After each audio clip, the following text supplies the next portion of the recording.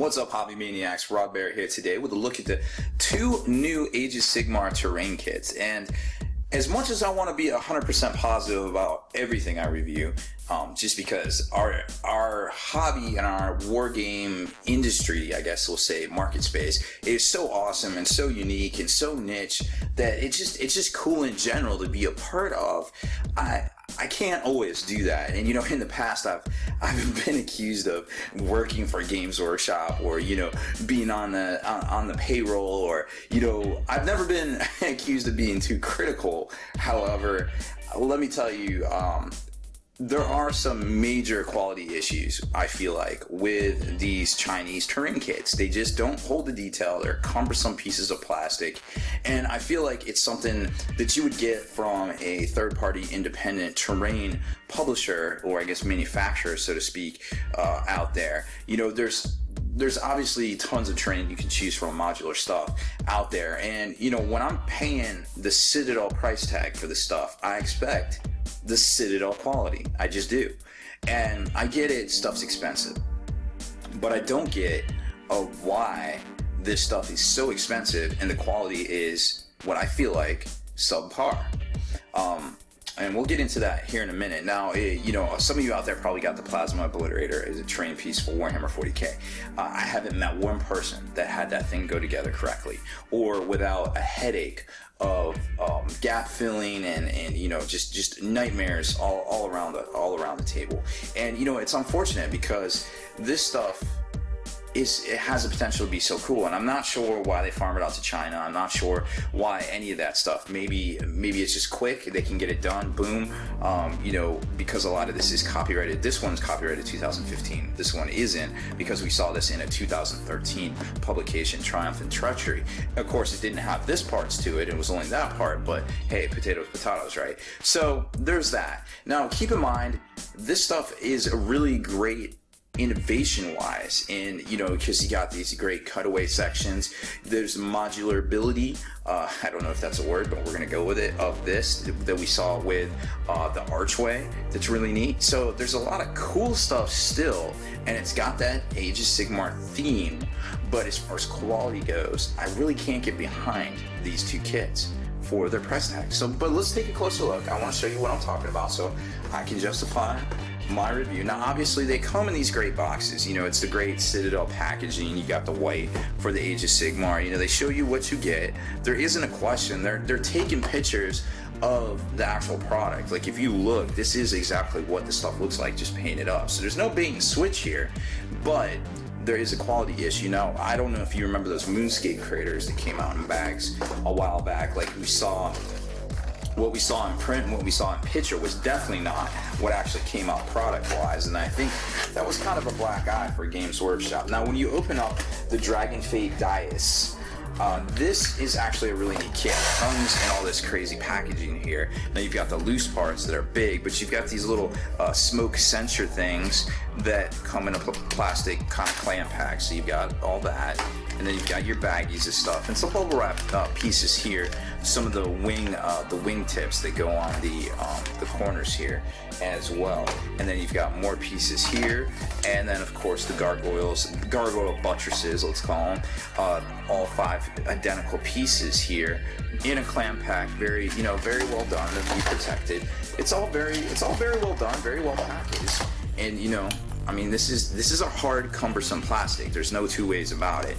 It holds detail just fine. But at the end of the day, this is not your typical Citadel multi-part kit plastic that we are all used to. This is something else entirely. It's the Chinese plastic. It's not as good a quality. It doesn't hold the detail as well. You can take a look at it. I mean, you can see it right there. Like, that is not fine detail. That is not the same detail that I just showed you on the Stormcast Paladins. Like, it's just not. Like, you can't compare the two, I'm afraid. And I can't tell you how this goes together because unfortunately I can't afford to, all the stuff that I show you guys I usually just resell, or I may keep a few of them here and there, but I can't afford to, you know, put all this stuff together and do things like that as much as I would like to. You know, if you're interested in supporting some of the videos I do here, the video reviews and the tutorials and things, you can always head on over to Patreon.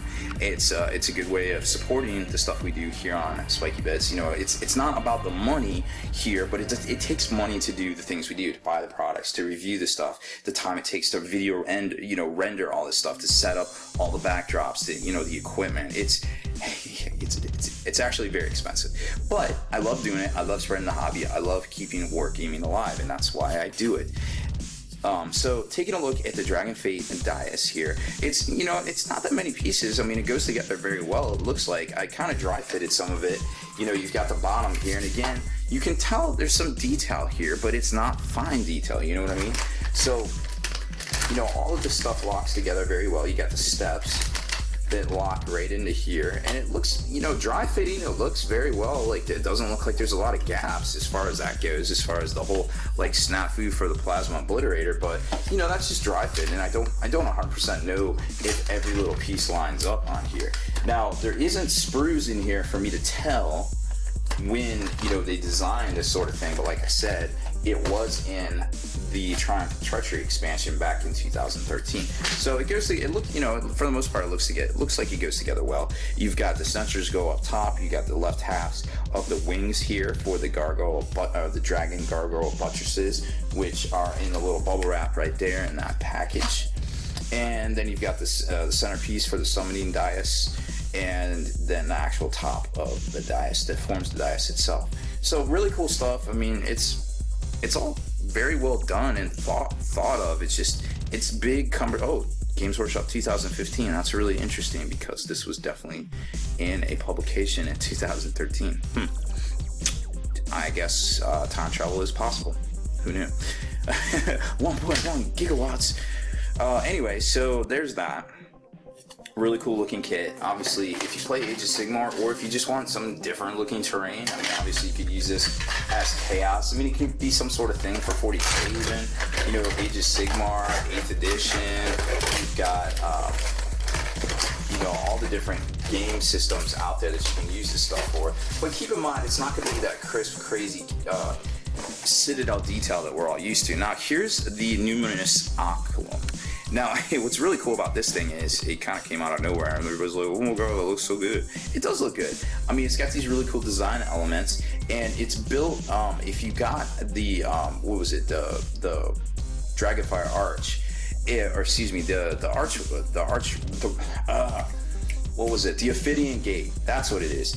If you got that set, it's really cool because they have it where on the ends of each of these, you can actually lock these things together and make a bigger piece of terrain, which I thought was really neat. And when you start looking at some of the design things here, and you kind of take a look on the back, you can kind of see what I'm talking about. So right here, these lock in to form at like kind of like a T.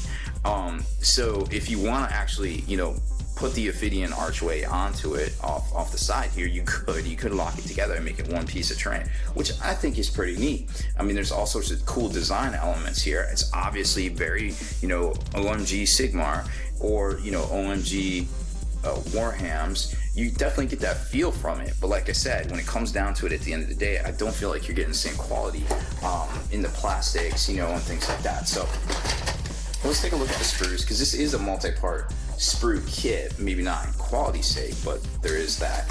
So if you get a bunch of different sprues of various sizes, all copyrighted 2015, right there, right? And then just to kind of give you an idea of what we're talking about here, so you've got a lot of design elements going on right here. Now you've got the little like terrain pieces, so they're not kind of like the Cities of Death kit where you got the, like the square kind of rectangles that are just supposed to like sit on the ground randomly. No, you have these little bases that they actually lock into to provide support, and then you kind of build up the kind of the Occulum part at the top here. You kind of see how I do it, and all those pieces kind of lock in together. And then you get over to here, and obviously more of the actual support structures where the figures are going to go.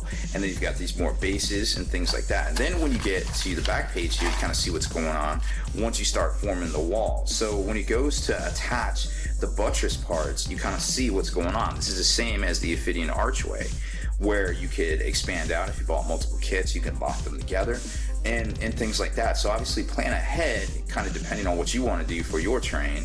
And you've got these great little basically ruined pieces here. We'll call them floors, for lack of a better term, that the models will go on. So that being said, it's a really neat looking kit. Obviously it flows well.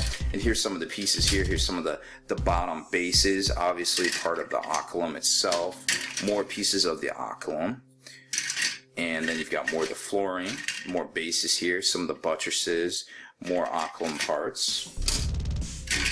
Here's some of the buttresses on the side. And then you've got some of the pieces that actually lock in, some of the bottom parts here, the base parts. And here's some of your walls, the bigger pieces of the wall, another piece of the Occulum, some flooring, a base, just some of the little accents that go on the buttresses themselves, and the big piece that goes in the middle where the Occulum is built around it. So very cool stuff. You know, like I was saying, it's very well done and very well thought out, in design, but maybe not executed as well. I mean, just look at that detail on that feathering there. I mean, if you think about Fate Weaver, okay? Think about all the Fate Weavers you've seen. You've seen the Metal Fate Weaver, right? You've seen the Pewter Fate, you've seen the Finecast one. Obviously, the Finecast one is way more detailed because that's just the nature of that material. But even the Metal Fate Weaver feathers are sculpted way better than this. I mean, that just sells it for me right there. Like, maybe I'm being nitpicky, maybe not, but I feel like if I'm going to spend, 50, 60, 70 bucks on a piece of terrain, I don't want it to be this big, cumbersome kind of plastic. I want it to be, neat, crisp, highly detailed stuff that I don't have to worry about, am I going to put too much paint on it? It's just, it's a little bit depressing for me, to be honest. Like, I feel like they could have done better, and they kind of just farmed it out to China, literally. I don't know the reasoning for it. I'm sure there's a great reason, business-wise, but I just don't get it personally. So that's really all I have to bring to the table on that one. Great looking kits. Obviously, if you're big into Age of Sigmar, don't hesitate to buy them. But just realize for the money, I feel like they could have done better. They just could have. I like the concepts. I like the execution of the design elements. I just don't like the actual physical product itself. And there's that. So that's about it for this one, guys. Thanks for hanging in there with me on the new terrain review for the Age of Sigmar. I guess this is the second wave of terrain for them. Make sure you stay in the trenches, subscribe to this YouTube channel, check out the blog, spikybitsblog.com, and head on over to thelongwar.net. That's the home of the battle reports. For exclusive content and early access videos, become a veteran of the Long War today.